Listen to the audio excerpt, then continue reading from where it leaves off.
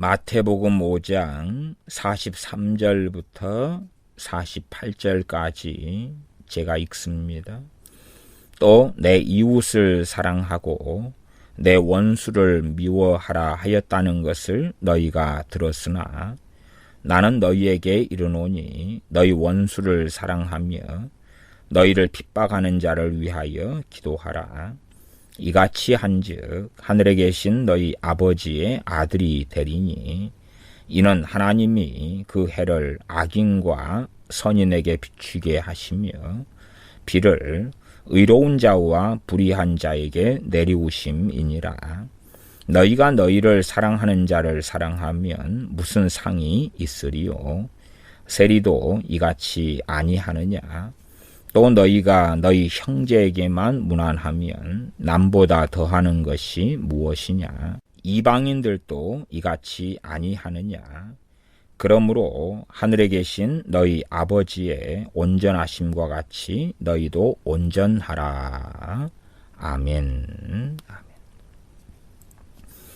오늘의 말씀은 마태복음 5장 43절부터 48절까지 읽었지만 그러나 오늘 전하고자 하는 핵심 말씀은 48절이 되어집니다. 48절은 그러므로 하늘에 계신 너희 아버지의 온전하심과 같이 너희도 온전하라 하는 말씀입니다.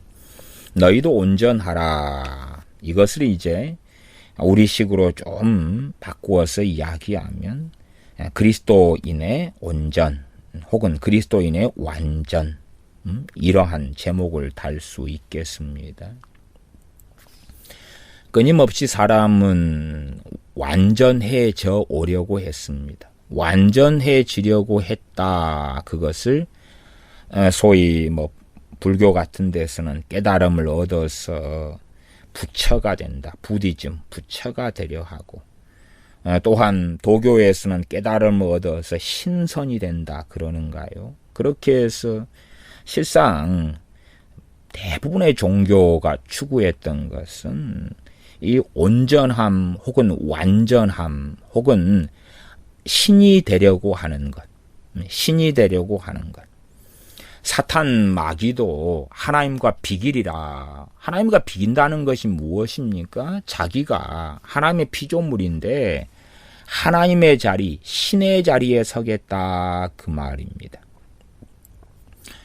상당히 그러한 소설이나 아니면 영화 같은 걸 보면은 신이 되는, 하나님같이 되는 그러한 환상 소설들이 많지요. 그리고 그리스 로마 신화 같은 데도 이 사람에 대한 묘사로서 신이다. 그러한 신과 사람이 결혼해서 애를 낳고 어쩌고 저쩌고 하는 별 웃기는 내용들이 많이 있지 않습니까? 심지어 재미있는 것은 특이하고 말도 안 되는 현상이라 그 말이에요. 그러한 그리스 로마 신화 같은 것을 믿는 사람들이 자신의 자녀들에게 필수적으로 읽게 하는 일들도 있는 것을 보아옵니다. 이 그리스도인의 온전, 그리스도인의 완전이라 그러한 것은 상당히 중요한 신학적 이슈와 신학적 논쟁이 되어져 왔습니다. 그리고 현 시대에 유행하는 어떤 영성운동에서 추구하는 것 중에 하나가 어떻게 하면 온전케 되냐, 어떻게 하면 완전하게 되냐. 완전이다, 온전이다 그러면 신앙과 믿음에 있어서는 단계를 나누어 가지고 최고의 단계가 되냐. 유럽이나 과거에 영국이다 그러면은 그 귀족과 평민이 있지 않습니까? 귀족이다 그러면은 제고 아래 계층이 귀족 중에서 이제 기사계급, 그 위에가 남작, 자작, 백작, 후작, 공작 혹은 대공, 왕, 황제 이렇게 간 거죠. 그러면은 그러한 귀족 계층이 된다. 그런 것처럼 내가 어떻게 믿음의 최고의 분량에 이르를 것이냐. 내가 하나님께서 인정하시는 그러한 온전함을 얻을 것이냐. 그리고 이제 많은 영성 훈련 단체에서는 당신들이 이 영성 훈련을 받으면 온전케 당신들은 될 수 있다. 그러는 것이죠. 온전하게 될 수 있다. 제가 프랑스와 페널롱의 책의 제목이 그리스도인의 완전인가요? 제가 책은 다 읽어보지도 않았고 그리고 기억은 다 내용이 나지는 않습니다만은 책을 소장하고 있었습니다. 뭐 지금 가지고 있는 존 웨슬리의 그리스도인의 완전 이런 계통의 책들도 있긴 합니다. 그러나 제가 내용들은 다 기억나지 않아서 그런 어떤 그들의 성경 해석이나 그런 내용으로 말씀드리는 것은 아닙니다. 말씀이 우리 그리스도인의 완전에 대하여서 뭘 이야기하느냐. 물론 이제 웨슬리안 혹은 감리교 그리고 존 웨슬리를 따르는 이들도 그리스도인이 완전해질 수 있느냐에 따라서 해석은 달라지는 경우들이 있어 옵니다. 내가 완전해질 수 있을 거냐. 일반적으로 성경을 참 단순하게 해석하고 설명하는 사람들도 있습니다. 마태복음 5장 48절에 그러므로 하늘에 계신 너희 아버지여 온전하심과 같이, 이 온전은 제가 온전과 완전을 비슷하게 쓰는 이유가 뭐냐 그러면 온전과 완전이 같은 말이기 때문에 그래요. 비슷한 말 혹은 동의어라. 이 본문에서는 그렇다 그 말이에요. 그래서 제가 그리스도인의 온전, 그리스도인의 완전 이렇게 말씀드리는 것입니다. 너희 아버지의 온전하심과 같이 너희도 온전하라. 완전하라. 그 말이 완전하라. 하나님께서 명령하셨으면 완전케 될 수 없는데 완전케 되라고 하셨겠냐. 그렇기 때문에 우리는 완전케 될 수 있다. 이 간단한 해석에서 출발하는 사람들도 꽤 많이 있습니다.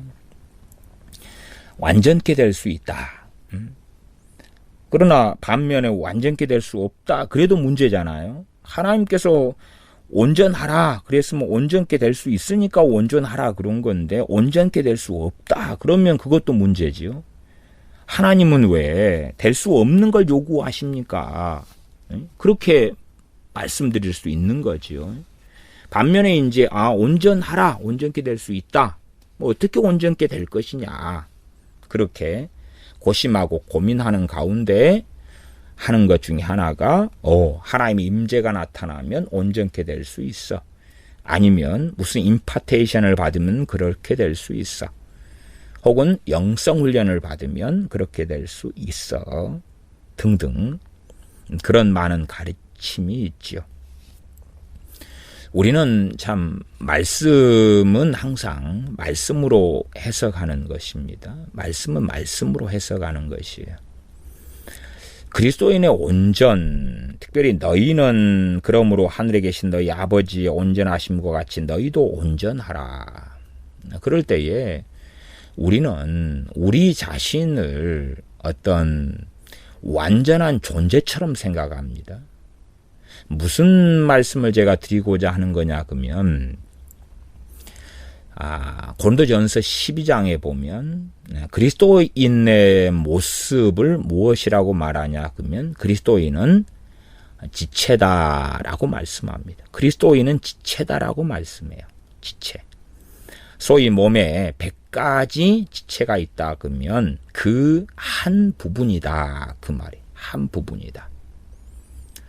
성경을 가지고 우리가 잘 이해해야 됩니다. 교회라 그러죠. 교회. 그리스도의 몸이 교회다.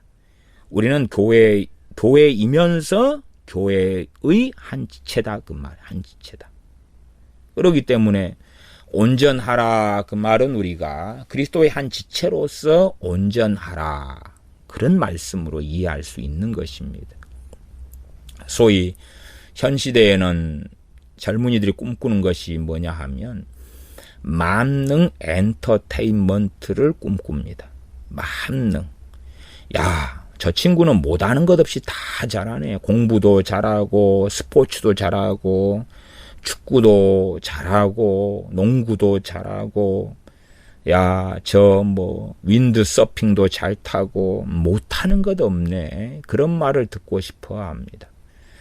그래서 사람들이 우러러보고 할 만한 그러한 취미 생활을 가지고 자신이 만능처럼 보이도록 애를 쓰고 그러한 시대에 있기도 합니다. 야, 못하는 것 없이 잘하네. 그래서 그러한 것이 샘플과 모델이 되어서 요즘에 유행하는 방송들이 연예인들이 나와가지고 장기자랑하고 그렇지요. 아니면은 정글의 법칙 같은 데 가 보면은 연예인들 출연하고 나와서 그래서 야, 저 친구 사냥을 잘하네, 수영을 잘하네, 일도 잘하네, 그런 거 있잖아요. 그렇게 못하는 것 없이 잘하네. 그런 이야기를 듣고 싶어 합니다. 야, 정글에서 잘 살아남네. 야, 참 정말 이쁘기만 할 줄 알았더니 이쁜 것만이 아니라 노래도 잘 부르고 춤도 잘 추고 또 성적표를 보니까 대학교 때 중학교 때 성적표가 와 정말 공부도 잘했잖아. 만능 엔터테인먼트야. 그런 말을 듣고 그러한 이상향 그러한 꿈을 꾸기를 좋아합니다. 미국의 영화들은 히어로 영화가 많잖아요. 히어로 영화가. 히어로 보면 잘생기고 이쁘고 능력이 출중하고 돈도 많고 그런데 사람의 능력을 초월한 어떤 능력을 가지고 있는 그러한 명성과 유명세와 영광을 가진 존재 히어로. 문제가 있을 때 해결할 그런 존재 히어로. 그래서 미국 사람들은 히어로를 굉장히 좋아하는 것 같아요. 히어로. 그러나 어느 나라 어느 사람들이고 간에 그런 것 같습니다. 유럽이나 남미에서는 축구를 아주 좋아하죠. 그러면 축구에서 히어로를 찾습니다. 야, 누가 공을 잘 차냐? 누가 축구를 잘하냐? 공격수로 골링을 어떻게 잘 넣느냐? 잘생기고 멋지고 돈도 많이 벌고 축구도 너무 잘하는 히어로가 누구냐? 그렇게 각 사람들마다 온전, 완전을 추구하고 달려갑니다. 체육하는, 운동하는 사람들도 자기 분야에서 온전을 향하여 달려갑니다. 그런데 하나님께서 우리에게도 동일하게 하늘에 계신 너희 아버지의 온전하심과 같이 너희도 온전하라. 온전을 우리에게 요구하십니다. 그러나 우리가 이 온전하라는 말씀을 통하여 미혹에 빠지지 않으려면 잘못된 길을 걷지 않으려면 우리는 항상 우리의 생각과 사고가 우리 자신이 독립개체라는 생각을 해서는 안 됩니다. 독립개체라는 생각을 했을 때 이미 성경을 잘못 해석하고 잘못된 성경 이해 속에 들어가서 잘못된 환상과 판타지 속에 들어가게 됩니다.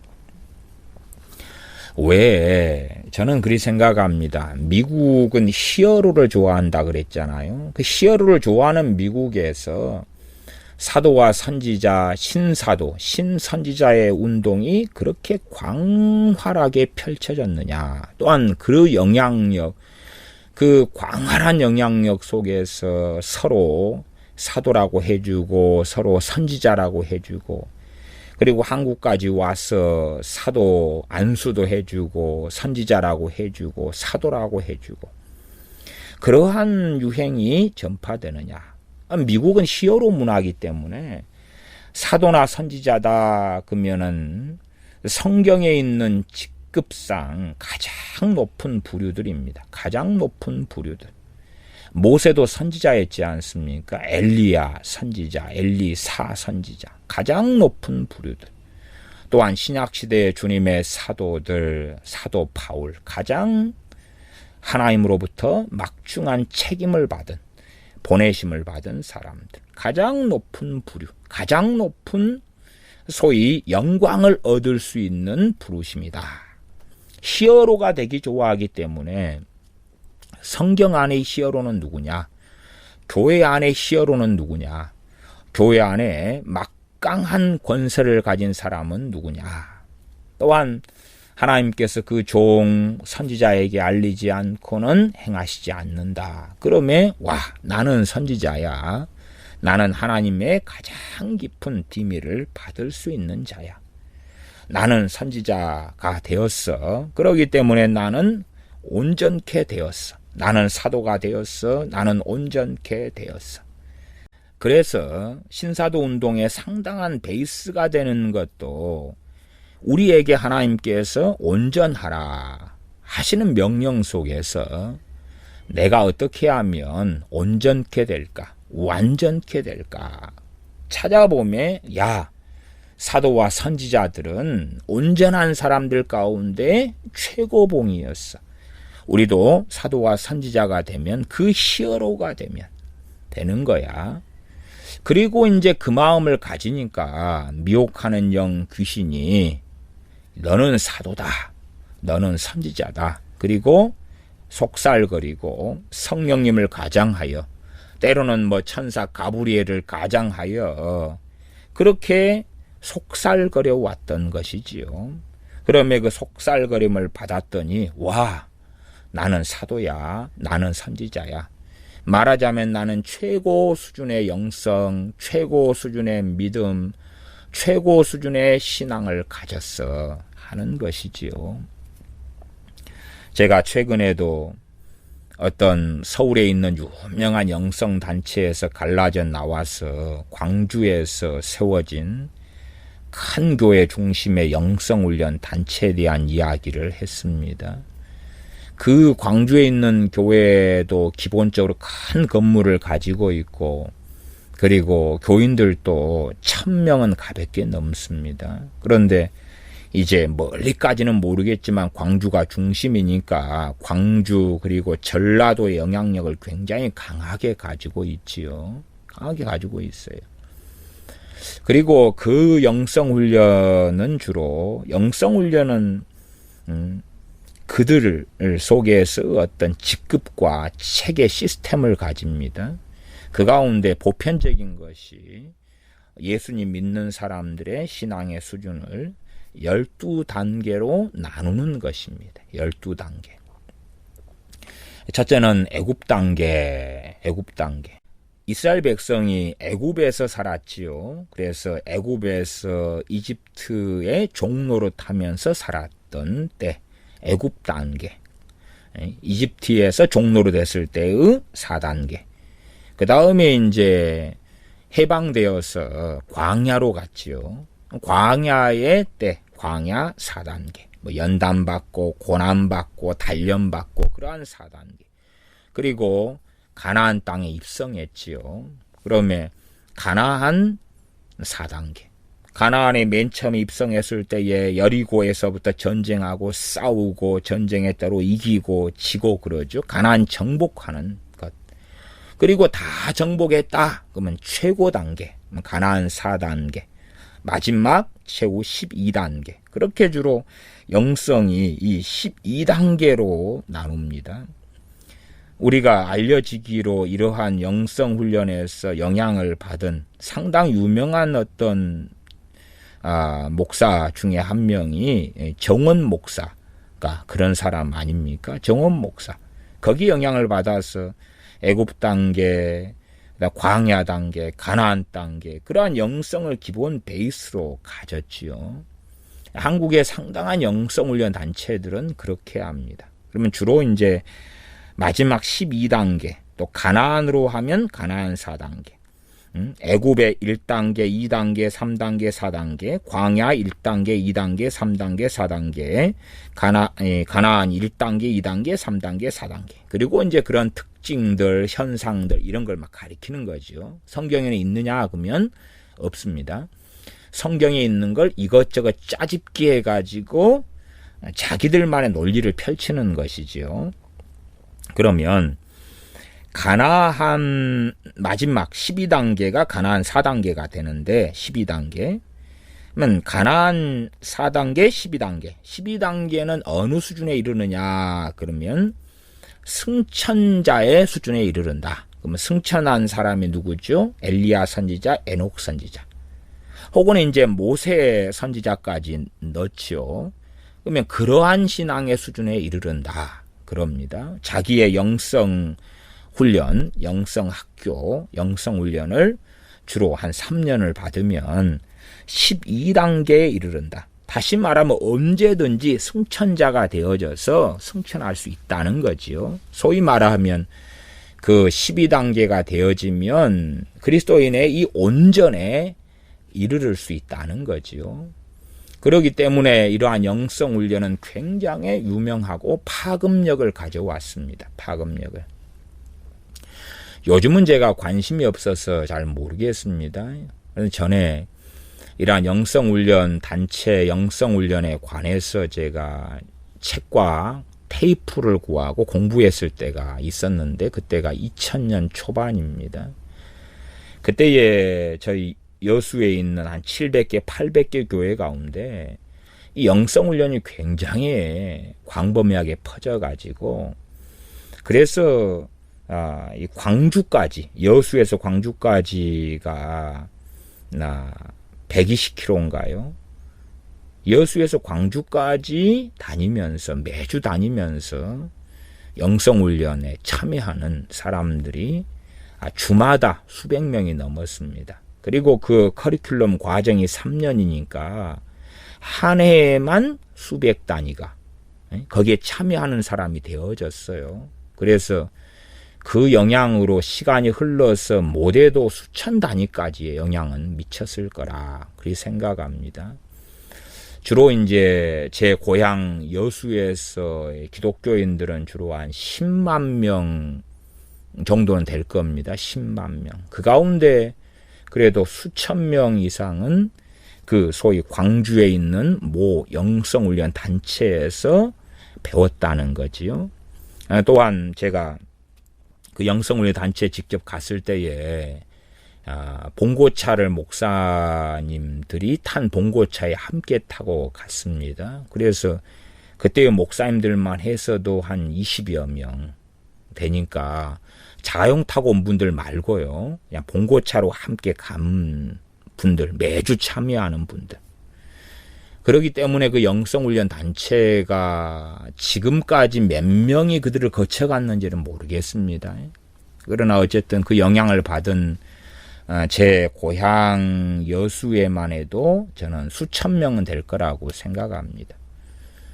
심지어는 뭐 만 단위도 넘어갈 수 있겠습니다만은 그런 통계까지는 제가 자세히 연구하지 않아서 모르겠어서 그냥 기본 수천 명 그렇게 이야기합니다. 1년마다 해도 수백 명이었으니까 10년, 20년, 지금이야 시간이 이제 벌써 20, 30년 되지 않았습니까? 근데 한국에는 더 큰 영성훈련 단체들이 있어 온다 그 말이에요.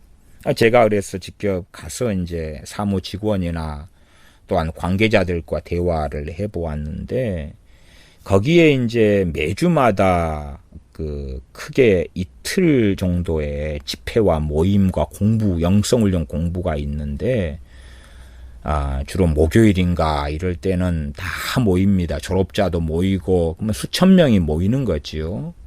그러면 그들에 대하여 뭐라고 이야기하냐 그러면 그들 수천 명이 지금 그때 모이는 수천 명에 대해서 그 수천 명은 다 가나안 단계다 그럽니다. 그리고 그들 가운데 대부분이 가나안 12단계다고 이야기하더라고요. 가나안 12단계다.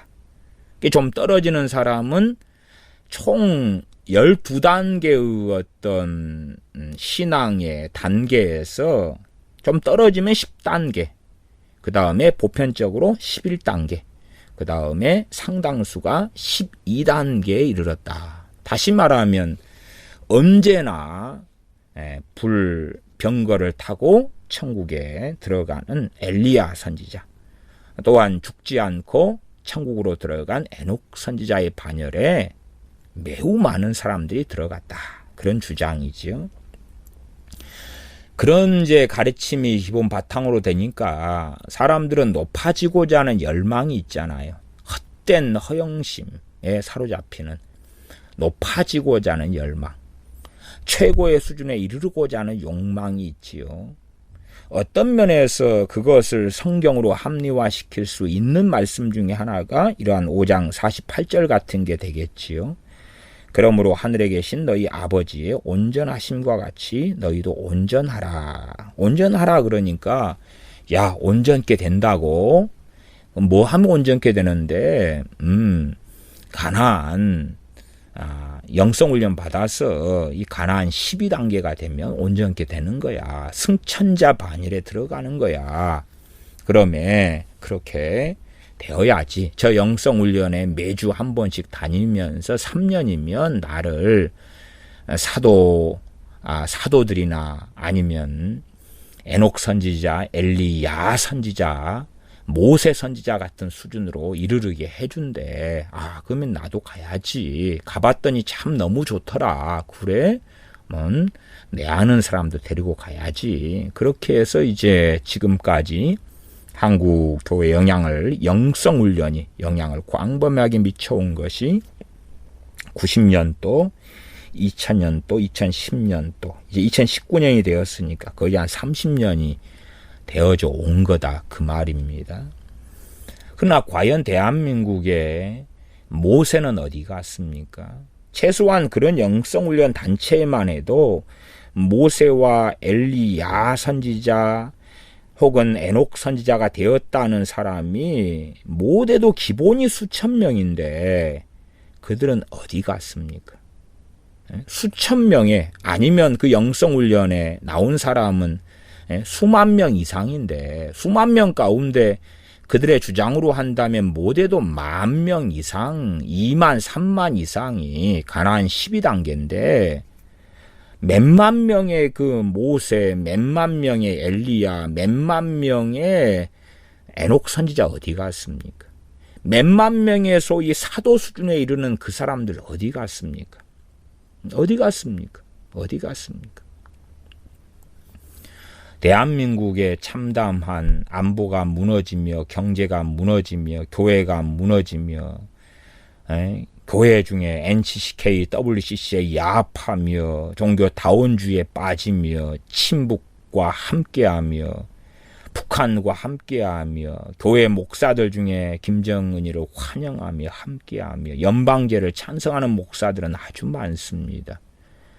과연 제정신을 차린 대한민국의 이 위기 속에서 잘못 가면 대한민국이 공산화될 수 있는 이 한탄스러운 상황 가운데 엘리야가 되고 에녹이 되고 모세가 되었다는 그 놀라운 신앙 수준에 이르는 그 사람들은 지금 어디에 있습니까? 어디에 있습니까? 제 고향 여수의 상황이었습니다.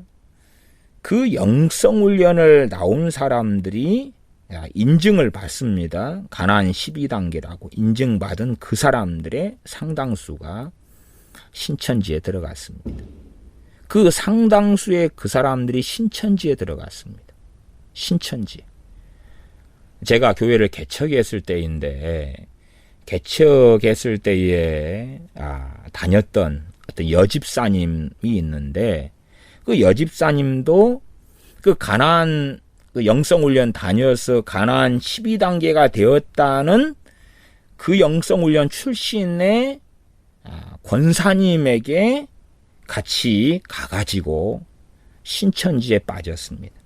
사실은 제가 개척했을 때 참여한 그분이 이미 알고 보았더니 신천지에 다니고 있는 상태였던 거예요. 신천지에 다니고 있는 상태. 그런 상태에서 이제 제가 개척한 교회 멤버로 합류를 한 거였죠. 그런데 한 2, 3개월 지난 다음에 사람이 사라지고 없는 거예요. 2, 3개월을 주일날 정도에는 예배당을 나오다가 없어서 알아보니까 신천지인 거예요. 알아보니까 신천지는 옷을 치마 입고 뭐 입고 어쩌고 하고 돌아다니잖아요. 이미 신천지인 거예요. 저 양반을 누가 신천지로 끌고 갔냐 했더니 이제 그 가나안 12단계에 이르렀다는 그 권사가 또 남편이 장로가 되는데 다 함께 그 다음에 그 양반들은 큰 교회의 권사 장로였거든요. 그래서 자기 교회 교인들을 상당히 또 끌고 들어갔어요. 그러면 그 교회 담임 목사님은 제재하지 않냐? 그 교회 담임 목사님은 그것을 제재하지 않았다는 거예요.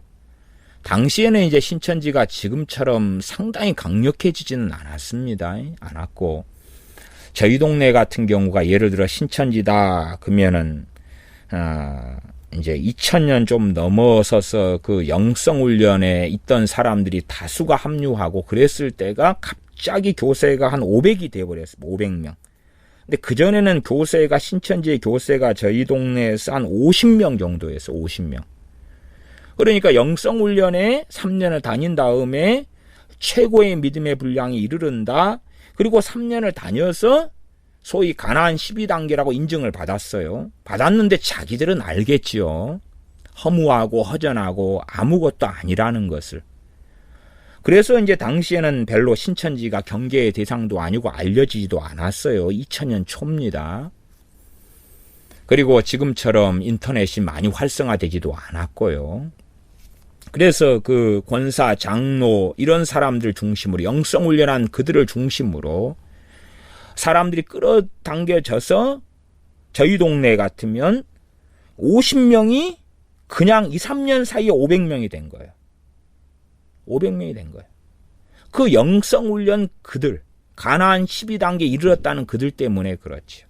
그래서 참 이 완전하게 되고자 하는 열망이 영성훈련을 하도록 끌고 갔는데 또 한편으로는 저는 뭐 내적 치유 설교도 제가 해옵니다마는 그러나 잘못된 길을 걷는 내적 치유가 너무 많다. 유감스럽게도 상당수의 내적 치유가 성경하고는 상관이 없다. 그런 말씀도 제가 많이 드렸습니다. 물론 내적 치유 관련한 설교도 해왔습니다. 그러면 기독교 상담이나 내적 치유도 추구하는 게 뭐냐 그러면 완전한 사람입니다. 마음의 상처를 다 치유하면 누가 될 것이다? 완전한 사람이 될 것이다. 저도 그래서 내적 치유나 상담을 공부를 많이 하면서 상당히 의아했던 것이 상담 책들을 사보고 내적 치유 책들을 보고 공부하면서 상당히 제 안에 딜레마 중에 하나가 뭐냐 그러면 어떻게 내적 치유가 되면 그러면 성령 충만하지도 않은데 내적 치유 마음의 상처가 치유되면 성령 충만한 것보다 더 좋은 결과가 나타난다. 그런 식의 결론이 나타나지. 말이 안 되는데. 그러나 한국 교회는 시대는 내적 치유나 상담이 최고야 달려가고 있었고요. 어떻게 내적 치유를 받으면 온전케 된다고 이야기하지? 그럼 반대로 그런 거죠. 상처 없는 사람은 온전한 사람이 된 거죠. 상처 없는 사람은. 그래서 상당히 의아해했더랬습니다. 온전해지려고 하는, 완전해지려고 하는, 그래서 슈퍼맨이 되거나 원더우먼이 되거나 초인이 되거나, 아니 지금 시대에는 온전해지려면은 세상에서는 돈만 많으면 충분히 온전케 될 수 있잖아요. 얼굴이 예쁘지 못하면은 성형수술을 하면 되고, 몸매가 안 이쁘면 비싼 돈을 들여서 그래서 그런데 다니면 되잖아요. 헬스 하거나 아니면 몸매 가꾸어주는 그런데 가서 돈을 투자하면 아름다운 몸매로 전문 트레이너들이 바꾸어주는데 도움이 되잖아요. 식단 관리까지 다 해주지 않습니까? 또 멋진 옷을 입으면 옷이 날개라고 같은 사람이라도 이쁜 화장을 하고 좋은 헤어스타일을 하고 멋진 옷을 입으면 그러면 상당히 이뻐지고 잘나지고 멋져지지 않느냐 그 말입니다. 그렇게 우리는 더 높은 걸 추구하는데 그것이 더 큰 권력, 권세, 다른 말로 하면 완전함이죠. 온전함, 완전함을 추구합니다. 나아가 요한계시록에는 24장로님들 같이 보좌에 앉는 사람들이 나와요.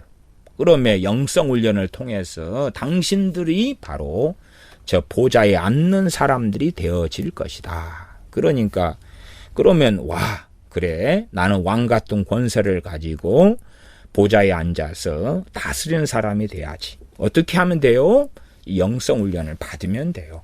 영성훈련을 통해서 하나님의 임재가 임하고 은사들을 다 받고 계시를 받고 그리고 날마다 주님의 음성을 듣고 살면 그러면 그 최고의 수준에 이르게 되는 것입니다. 당신은 하나님께서 위대하게 쓰실 거고 하나님의 보좌에 앉는 그러한 사람들이 될 것입니다.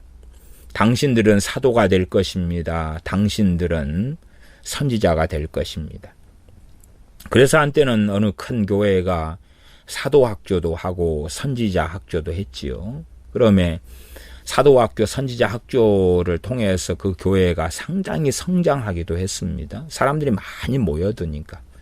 그러다가 이제 사도학교를 계속하니까 한국 교회에서 문제를 제기하고 비판을 하고 그러니까 사도학교를 없앴지요. 사도학교. 사도학교에서 공부하면 누가 되는 거죠? 사도가 되는 거죠. 사도가. 또한 사도인 목사에게 배워서 그래 그때 당시에는 그 목사를 그 교회 교인들이나 또한 여러 신사도 운동의 애언가들 선지자라고 하는 자들이 와서 사도라고 선언했습니다. 사도인 그 사람에게 배워서 사도가 되는 학교다 그 말이에요. 사도가 된다. 또 선지자 학교, 선지자 학교를 통해서 누구를 양성합니까? 선지자들 양성하는 거예요. 나중에는 이제 그것이 또 문제가 되니까 이름을 애언자 학교 그렇게 또 이름을 바꾸기도 했습니다. 애언자 학교. 어쨌든 점점점 사람들의 갈망과 욕망은 그런 것입니다. 성경으로 한다면은 최고 높은 것이 사도 선지자니까 그렇게 되고 싶고 아니면 한국 교회에도 교회 크리스찬이 최고 높아지는 것 중에 하나가 선교사가 되거나 목사가 되는 것. 그러니까 얼마나 많은 사람들이 신학교를 나와서 목사와 선교사가 됩니까? 바르고 선한 동기와 이유 때문에 선교사가 되고 목사가 되면 좋지요. 그러나 이 높아지고자 하는 욕망 때문에 다시 말하면 기본 베이스로 나는 완전케 되었어. 나는 거룩한 사람, 위대한 사람, 하나님께서 인정하시는 사람이 되었어. 그러한 증명서로서 신학교 학위를 원하고 그러한 증명서로서 선교사와 목사의 타이틀을 원하더라 그 말입니다. 그러면 다시 마태복음 5장 48절로 돌아가서 어쨌든 하나님의 명령은 그러므로 하늘에 계신 너희 아버지의 온전하심과 같이 너희도 온전하라. 그리고 이제 예제로 얼마간 주님께서 들고 있는 말씀을 제가 읽어드렸는데 그 중이 43절부터였지요. 43절부터 간략하게 보고 이 그리스도인의 완전에 대한 기본 말씀으로 가보겠습니다. 43절은 내 이웃을 사랑하고 내 원수를 미워하라 하였다는 것을 너희가 들었으나 나는 너희에게 이르노니 너희 원수를 사랑하며 너희를 핍박하는 자를 위하여 기도하라. 내 원수를 미워하라. 근데 성경을 유대인들은 구약 성경을 잘못 해석해 왔던 거예요. 마찬가지로 주님께서 구약 성경의 말씀을 신약에서 변개시킨 게 아닙니다. 변개시켰다고 생각하는 사람들이 성경을 잘못해버리는 거예요. 주님께서는 명백하게 이 앞의 말씀에서 율법의 1.1핵이라도 땅에 떨어지지 않고 다 이루게 될 것이라고 말씀하셨어요. 마태복음 5장 18절에 보세요. 18절, 17절, 18절 앞의 말씀을 기준으로 보셔야 돼요. 내가 율법이나 선지자나 폐하러 온 줄로 생각지 말라. 폐하러 온 것이 아니요 완전케 하려 함이로라. 진실로 너희에게 이르노니 천지가 없어지기 전에는 율법의 1.1핵이라도 반드시 없어지지 아니하고 다 이루리라. 그러니까 주님께서 지금 구약에 있는 말씀을 신약시대니까 변개시키거나 바꾼 게 아니에요. 잘못 가르치고 잘못 율법학자들이 또한 바리새인들이 잘못 해석하고 가르친 것을 바르게 해석하고 바로잡고 있는 것이지, 구약의 하나님의 뜻과 신약의 하나님의 뜻이 바뀌어가지고 정반대, 구약과 정반대의 말씀을 하고 계시는 게 아니다 그 말이에요. 아니에요. 내 이웃을 사랑하고 내 원수를 미워하라. 그러면 사실은 이러한 원수도 이제 미워하라, 그렇게 이제 성경을 바꾸면서 자기의 원수를 미워해도 된다는 합리화 속에 들어가 있는 거지요. 사실상 어떤 원수는 미워해야 되냐 그러면 하나님의 원수는 미워해야 됩니다. 하나님의 원수, 하나님께서 미워하시는 자는 함께 미워해야 되죠. 하나님께서 아말렉 족속을 미워하고 진노하셨기 때문에 정상적인 하나님의 백성이라면 그렇게 해야 되는 거죠. 그러나 그렇게 하지 않는 거죠. 우리가 적그리스도를 미워해야 됩니까? 사랑해야 됩니까? 우리가 사탄 마귀를 미워해야 됩니까? 사랑해야 됩니까? 미워해야 되죠. 적그리스도를 미워해야 되죠. 적그리스도를 사랑합니까? 적그리스도를 사랑해서 그와 함께하며 그가 적그리스도의 사명을 잘 수행하도록 빵을 주고 떡을 주고 돈을 주고 격려해 주고 위로해 주고 그들과 함께하고 연합하고 야합합니까? WCC를 사랑합니까? 미워합니까? WCC를 사랑해가지고, 사랑하면 그들의 운동, WCC 종교 혼합, 종교 다원주의에 함께 해야 되겠죠. 사랑하면. 미워하기 때문에 그들을 반대해야 합니다. 그러나 또한 사랑하기 때문에 WCC를 하는 사람들에게 하지 말라고 하는 것입니다. 악인을 사랑하고 악인을 미워하는 양면성 속에 우리는 존재해요. 악인을 하나님의 방법이 아닌 마귀의 방법으로 사랑하는 것은 악인에게 그 길을 걸어도 괜찮다고, 악인이 악인의 길을 걷는데 그래도 천국 간다고, 구원받는다고 하면 그것은 하나님의 말씀에 반대되는 것이며 악입니다. 자, 김정은이를 사랑한다고 합시다. 김정은이도 악인인데 사랑해요. 자, 사랑해요. 자, 그까지는 이제 성경하고 반은 걸쳐 있습니다. 우리는 김정은이를 사랑하기도 하고 미워하기도 해야 됩니다. 김정은이를 사랑하는 건 뭐냐 그러면, 김정은이가 지금까지 얼마나 많은 기본적으로 드러난 사람만 400 몇십 명을 죽여왔고, 이번에도 북한 간부를 공개 총살했다는 것이 드러났지 않습니까? 그런 것처럼 나아가서 이제 북한 지하교회 교인들을 강교 수용소에 넣어놓고 얼마나 많은 사람들을 고문하고 죽여오고 있습니까? 그러면 그런 악행에 대하여 드러내가지고 김정은이를 책망하고 그 악을 버리도록 하는 것이 사랑이다 그 말이에요. 그러나 한국에 있는 이용훈 목사 같은 사람들은 김정은이의 악을 눈 감아주는 거예요. 눈 감아주는 그 사랑을 하려는 거예요. 그 사랑을. 그러나 악인에게 에스겔 말씀처럼 악을 버리고 돌아오도록 하는 그 사랑이 성경의 사랑인 거예요.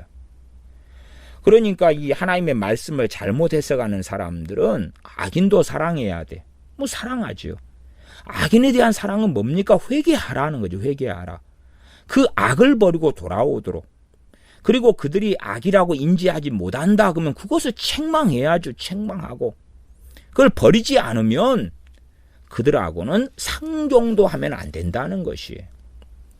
그러나 마귀적인 사랑은 악인의 악에 동조해주고 함께 해주는 거예요.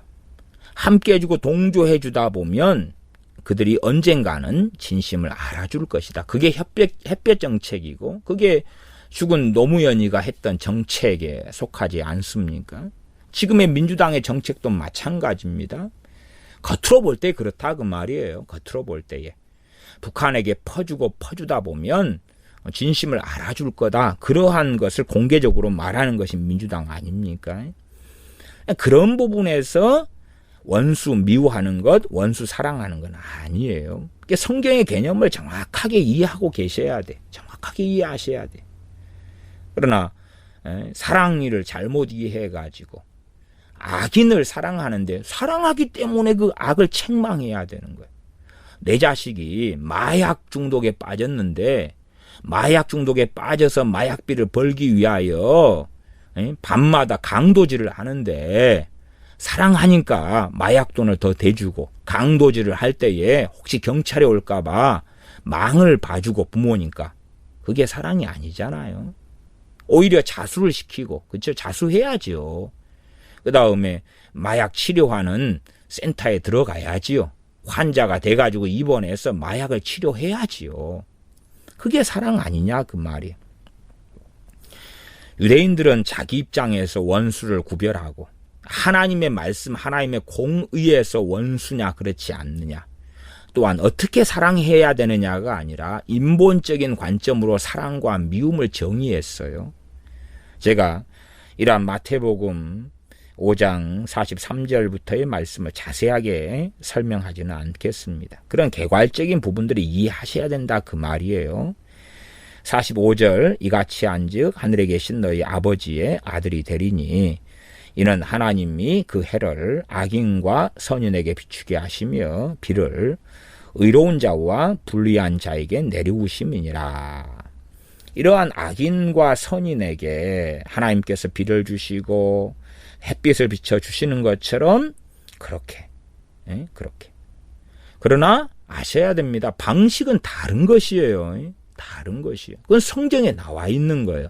악인에게 우리가 어떻게 하냐. 똑같이 고린도 교회 교인들이 있어요. 그러면 사도 바울이 고린도 교회 교인들 가운데서 정말 말씀대로 사는 사람하고 그렇지 않는 사람들을 다르게 다루잖아요. 다르게 다루어요. 더군다나 악한 자들은 고린도전서 5장에 추방해 버리라고 말씀하죠. 악한 자들을 쫓아내 버리라고 말씀하죠. 그것이 그들에게 회개하고 돌아올 수 있는 어떤 면에서 최후의 기회를 주는 사랑이거든요. 이게 성경을 그냥 잘못 보면 야, 악인에게 하나님께서 해를 비추고 비를 주니까 김정은이에게 퍼주자. 그것이 바로 에큐메니칼, 그것이 바로 WCC, 그것이 바로 NCCK가 해왔던 성경 해석이에요. 그러니까 이단적이고 사이비적이 된 것입니다. 요한계시록에 소아시아 7교회가 있다. 그럼 주님께서 어느 교회는 책망을 하시고 어느 교회는 칭찬을 하시고 또 사대교회라면 그 가운데 흰옷 입은 몇 사람들에게는 칭찬을 하시고 나머지는 회개하라고 책망을 하시고 그것이 주님의 사랑이에요. 그러지 사대교회 사람들 다 죽어버린 혹은 죽어가는 사대교회 교인들에게 괜찮다고, 너희는 아름답다고, 너희는 정말로 내가 기뻐한다고, 그것이 사랑이 아니다. 그것이 온전함이 아니다 그 말이에요. 이 시대의 WCC적인 사랑은 악인들에게, 살인마에게, 강간범들에게 복지를 주고 돈을 주고 차비를 주고 먹을 것을 주는 것을 하나님의 온전하심이라고 생각하고 그것이 온전한 사랑이라고 그래요. 그건 마귀가 하는 짓거리입니다. 마귀가 하는 짓거리. 그러한 마귀가 하는 짓거리와 성경 해석이 아마 앞으로는 WCC 종교 통합운동을 통하여 더 광범위하게 퍼져갈 것입니다. 그리고 그러한 잘못된 성경 해석의 중심에는 이러한 마태복음 5장 같은 말씀이 있을 것이에요. 원수를 사랑하는 것, 그 사랑의 방식을 에큐메니컬적으로 해석하는 것이 있을 것입니다. 나아가서 이제 46절 너희가 너희를 사랑하는 자를 사랑하면 무슨 상이 있으리요? 세리도 이같이 아니하느냐. 하나님의 방식으로 사랑해야 돼요. 그건 성경 66권을 보면 알잖아요. 그렇죠? 또 너희가 너희 형제에게만 무난하면 남보다 더하는 것이 무엇이냐? 이방인들도 이같이 아니하느냐. 그러므로 하늘에 계신 너희 아버지의 온전하심과 같이 너희도 온전하라. 온전하라고 말씀해요. 자, 그러면 이 온전함에서 항상 명심해야 될 것은 뭐냐 그러면 고린도전서 12장의 말씀처럼 너희는 지체다 그 말이에요. 지체다. 응? 우리가 눈이면 눈의 지체로서 온전, 코는 코의 지체로서 온전, 입이면 입의 지체로서 온전, 팔이나 다리면 그러한 지체로서의 온전을 이야기합니다. 그러면 그 지체됨이라면 자, 팔만 떨어져 가지고 살 수 있나요? 없나요? 살 수 없죠. 팔이 온전하려면 다른 지체의 도움을 받아야지만이 온전하게 되어집니다. 내가 눈알만 가지고 온전할 수 없잖아요. 그래서 제가 잘못된 이 영성훈련 단체들이 한국에 가득한데 이들은 지금 지체됨을 제대로 가리키지 않습니다. 교회론이 무엇인지 제대로 가리키지 않아요. 교회론이 무엇인지 제대로 가리키지 않아요. 사실은 잘못된 교회론에는 두 가지 양극단이 있습니다. 양극단이. 하나는 이런 잘못된 영성훈련 단체처럼 그냥 우리 스스로 독불장군이 되고 우리 스스로 완전체가 되고 나 스스로 히어로가 되는 거예요. 나 스스로 그냥 우월하고 우뚝 선 존재가 되는 거예요. 나 스스로. 그래가지고 나는 완전한, 소위 말하면 와 나는 완전해, 나는 사도야, 나는 선지자야, 그렇게 되는 거죠. 그렇게 돼요. 그래서 하나님의 음성 듣기도 유행하는 것 중에 하나가 내가 음성 듣고 계시를 받아요. 그러면 사도나 선지자가 되는 거죠. 그리고 이제 내 주변 사람들에게 그 하나님의 음성을 전달해 주는 거예요. 내가 사도고 선지자로서 전달하요. 순종하시오. 나를 따르시오. 나는 하나님과 너무나 가깝기 때문에 날마다 이런 음성을 듣고 살아가요. 그리고 나를 따르라.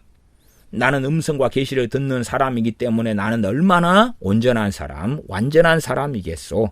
나를 따르시오. 그렇게 생각하고 주장하는 것 같은 것이 뱃속에가 상당히 들어가 있고 감춰져 있는 그런 것이 되는 거지요. 고린도전서 12장을 제가 찾아보지는 않겠습니다만은 나중에 다시 또 찾아서 읽어보시기 바랍니다. 지체됨. 우리는 첫째는 지체됨으로써의 온전, 완전이다. 그렇기 때문에 다른 지체를 떠나서는 온전케 될 수가 없다는 사실이지요. 반면에 이제 또 다른 극단은 있습니다. 또 다른 극단은 뭐냐 하면 지금 현 시대의 교회를 넘어서서 어떤 토착화되고 전통화된 교회 시스템인 그것은 또 다른 함정이 되어집니다. 또 다른 함정. 사람들은 끊임없이 이제 어떤 조직과 시스템을 만들려 하고 그 조직과 시스템 속에서 획일적인 교회의 모양과 모습을 만들려고 그럽니다. 획일적인 교회의 모양과 모습을 만들려 그래서 자기들끼리의 직분과 조직을 자꾸 만들어 나가요. 조직을. 교회라면 청년회, 학생회, 주일학교, 여전도회, 남전도회, 무슨 부서 자꾸 만들려 그래요. 그리고 이제 거기 안에 사람들을 가두려고 하죠. 끊임없이 가두려고 해요. 그러한 시스템화된 교회 속에 그것이 지체라고 가리키고 설명하는 거죠. 지체라고 가리키고 설명해요. 그럼 그렇게 생각해 보십시다. 예를 들어서 빌립 집사님 같은 분이 전도자 빌립이 돼가지고 사마리아 성에 복음을 전합니다. 그러면 현대 교회적인 시스템에서는 그게 쉽게 가능하지 않겠죠. 왜? 집사님이 갑자기 전도자가 되려면 뭐 해야 됩니까? 선교사로 파송되거나 신학교를 나오거나 교회 인준을 받거나 그래야 되지. 갑자기 내가 나가서 뭐 특별 상황으로 핍박이 일어나서 그렇긴 했습니다만은 사마리아 성에 복음을 전하고 또 치유하고 귀신을 쫓아내는 사역을 하죠. 당시에 예루살렘이나 초대교회는 그랬었으니까 그러지만 지금 시기로 바꾸어서 소위 빌립 집사님의 사마리아 성에 우리가 소위 평신도가 어느 도시 어느 국가에 가가지고 전도 집회를 한다. 치유 집회를 한다. 그러면 어떻게 되겠습니까? 야, 저 사람 이단이나 사입이 아니야. 그렇게 될 거 아닙니까? 근데 그것이 누구가 어떤 데가 더 심하게 되냐 그러면 교회 시스템의 고정 속에 들어가 버릴수록 훨씬 더 심화되게 됩니다. 사실은 우리들은요, 한국 교회 같은 경우는 교단 교파가 굉장히 발달해 왔습니다. 발달해 오면 올수록 점점점 전통적인 것, 전통적인 것. 로마 카톨릭에서 오래 살다 보면 거기에 시스템에 완전히 젖어버리잖아요. 젖어버려서 제가 카톨릭 사람들 좀 만나면은 그 젖어버린 그 카톨릭 자체의 시스템을 진리처럼 생각합니다. 그것처럼 우리도 마찬가지로 우리 개신교회도 우리가 교회 생활을 좀 20, 30년 하다 보면 교회의 시스템 자체를 진리처럼 생각해 버려요. 그리고 우리 몸에 배인 교회 시스템이 진리로 여기고 그것을 가지고 성경의 교회를 이해합니다. 우리가 익숙한 전통적인 교회의 시스템과 교회의 직급과 교회의 체계와 교회 안에서의 역할이 있잖아요. 역할. 구역이 있다 그러면 구역, 구역원.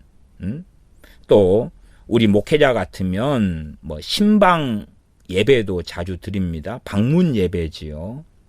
그러면 그러한 시스템. 예를 들어 집을 새롭게 사서 그래서 예배 드린다. 입택 예배. 입택 예배. 사람이 돌아가셔서 예배 드린다. 장례 예배. 사업을 시작해서 예배 드린다. 사업 예배. 뭐 그러면 그것은 진리가 아니란 말이에요. 그러나 내가 시스템화 돼 버리면 진리처럼 되어져 버리는 것입니다. 성탄 예배, 부활절 예배, 송구영신 예배, 신년 예배, 그건 진리가 아니거든요. 진리가 아니에요. 교회가 시스템화 되어 오면서 점점점 고착화된 것이에요. 나아가서 이제 고착화 플러스 토착화. 각 나라의 문화나 전통과 관념에 따라서 만들어지는 예배가 있는 거지요. 한국 교회는 미국 교회의 영향을 많이 받았기 때문에 미국 교회에 있는 추수감사절이 들어오지요. 그렇죠. 추수감사절. 미국의 추수감사절, 한국의 추수감사절. 그런 것도 고착화되고 토착화되는 거죠. 그런 방식들이 상당히 많이 생겨나요. 상당히 많이 생겨나요. 전통적으로 대부분의 나라들이, 대부분의 국민들이 신년, 새해를 굉장히 중요하게 여깁니다. 12월 31일에서 1월 1일로 넘어가는. 그러니까 기복주의 신앙을 굉장히 중요시 여길수록 야, 새해는 복을 받아야 돼. 새해는 더 좋아야 돼. 그럼 새해 복을 받으려면 야, 새해를 맞이하면서 기도하면서 예배드리면서 새해를 맞이해야 돼. 그러면 송구영신 예배. 예배를 11시에 시작해서 12시 넘어서 하든지 또 옛날에는 12시에 시작하죠. 12시에. 땡땡땡땡 할 때 예배를 시작해서 1시에 끝나는 등. 송구영신 예배.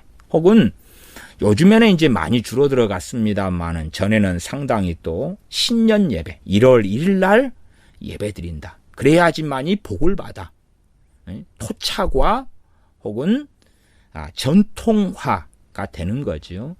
그러한 어떤 교회 시스템과 교회 문화를 절대 진리처럼 만들어버리고 여겨버리는 것입니다.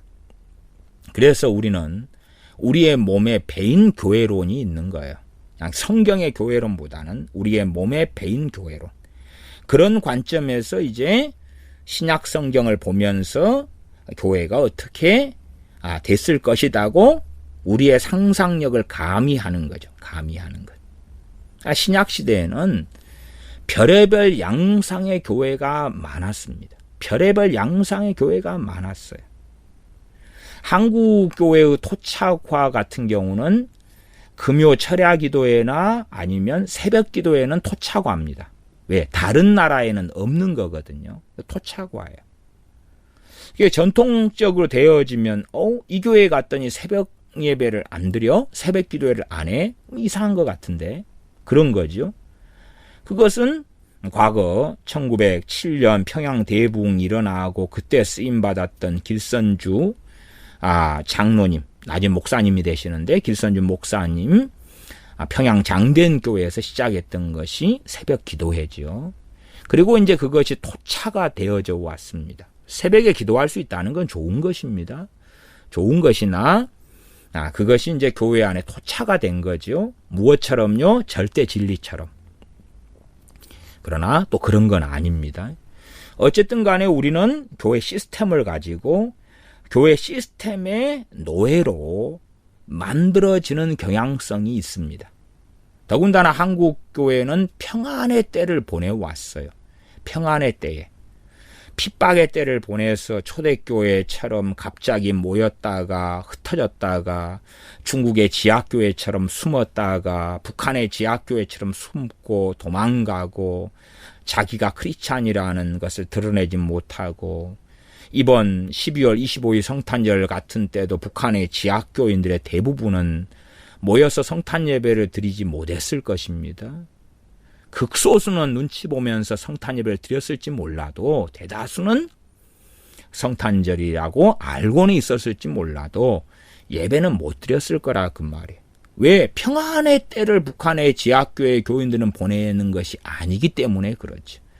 평안의 때를 보내는 게 아니고 핍박과 무서운 환란의 때를 보내기 때문에. 더군다나 기독교인들 같은 경우는 수만 명이 강제 수용소에 잡혀 있습니다. 많게는 기독교인들만 해도 10만 단위까지 헤아리기도 합니다만은 그래도 한 6만에서 9만 정도는 잡혀 있지 않나 생각하고 지금까지 죽은 사람들은 또한 얼마나 되는지 헤아리기 어렵습니다.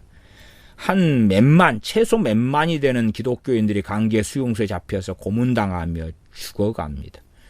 북한에서 잡힌 기독교인들은 김일성의 교시가 죽어서도 하늘을 못 보게 하라. 그래서 북한에 있는 수용소, 강제 수용소에 있는 기독교인들은 절대 고개를 들지 못하게 합니다. 항상 무릎을 꿇고 있어야 되고 죽어서는 하늘을 못 보게 하려고 머리를 꺾어버립니다.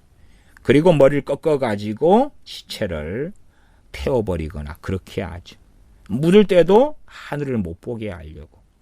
그러면 허리를 펴서 하늘을 보지 못하기 때문에 아주 북한의 지하교회 교인들 잡혀서 강제 수용소에 있는 그들은 쪼그라들어 있습니다. 먹지 못해서 130cm 같은 난장이로 완전히 피골이 상접하여 되었고 고개는 들지 못한 채에 비참하게 죽어가고 있는 것이 북한의 강제 수용소에 잡혀있는 기독교인들입니다. 그러나 그들의 비참함은 아랑곳하지 않고 한국의 목사들은 그러한 악을 행하는 김정은이를 좋다고 환영한다고 해옵니다.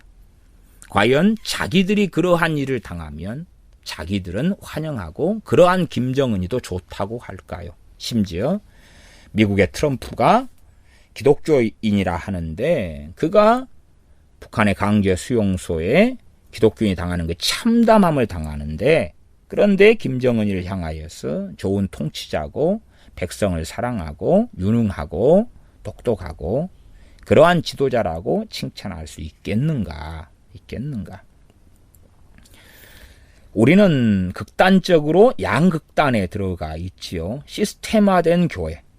그러나 성경의 교회는 어느 교회는 평안의 때를 보냈고 데살로니가 교회 같은 경우는 핍박의 때를 보냈고 그렇지요. 어느 교회는 부요함 속에 들어가 있었고 어느 교회는 이민자가 중심이 된 교회였고 지금처럼 그렇게 시스템화된 교회는 드물었다는 사실이죠. 아예 똑같은 시스템화를 가진 교회는 없습니다. 없어요. 그래서 성경을 보면서도 교회의 정치는 다르지 않습니까? 회중교회, 침례교회, 장로교회 혹은 구세군, 군인 같은 시스템의 교회 등등이 교회로서 등장하고 나오는 거고 그것을 교파라 그러고 때로 교단이라고 그러지요. 왜요? 성경에서 나오지만은 획일적인 장로교를 만들어내기도 어렵고, 다시 말하면 장로교의 시스템을 절대화시킬 수도 없고, 침례교나 하나님의 성회나 오순절이나 혹은 회중교회나 이러한 시스템을 절대화시킬 수도 없었기 때문에 그러지요. 그러나 이제 장로교회에서 태어나고 자란 사람은 그러한 교회 시스템을 절대화, 침례교나 회중교회에서 자라고 난 사람은 그런 시스템을 절대화시키며 진리처럼 만들어서 그 눈으로 성경을 보고 교회론을 만들고, 이미 그렇게 몸에 체화된 교회론이 있더라, 그 말이 있더라. 그런 한편으로 이제 자기 스스로 교회의 지체됨을 이해하지 못한 채 홀로 완전체로 달려나가려는, 그래서 상당히 존 웨슬리의 그리스도인의 완전도 이 교회론의 지체됨보다는 개인의 어떤 온전함, 완전함의 경향을 상당히 가집니다. 나중에 언제 기회가 되면 특별히 존 웨슬리의 그리스도인의 완전의 그 설교 집을 가지고 이야기를 좀 읽어가면서 했으면 좋겠습니다만은 그렇게 될런지는 모르겠습니다. 어쨌든 개인의 온전함을 추구하죠. 우리는 그 두 가지가 다 필요합니다. 당연하게 우리 개인이 온전케 되어져야 되죠. 당연하죠. 우리 개인이죠, 개인. 하나님과의 관계는 1대1의 관계입니다. 그러나 그러면서도 우리에게도 양면성이 존재하는 것은 교회 가운데의 개인이라는 사실입니다. 교회 가운데의 개인이다. 그러나 교회 가운데의 개인이라는 것이, 그것이 어떤 획일화된 장로교회 정치, 침례교회 정치 속에서 현대 시스템화된 교회를 또한 이야기하는 것은 아닙니다.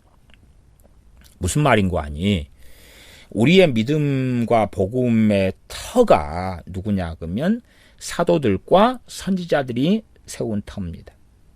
그럼 우리는 지금 사도와 선지자들이 지금 비록 천국에 있지만, 그렇죠?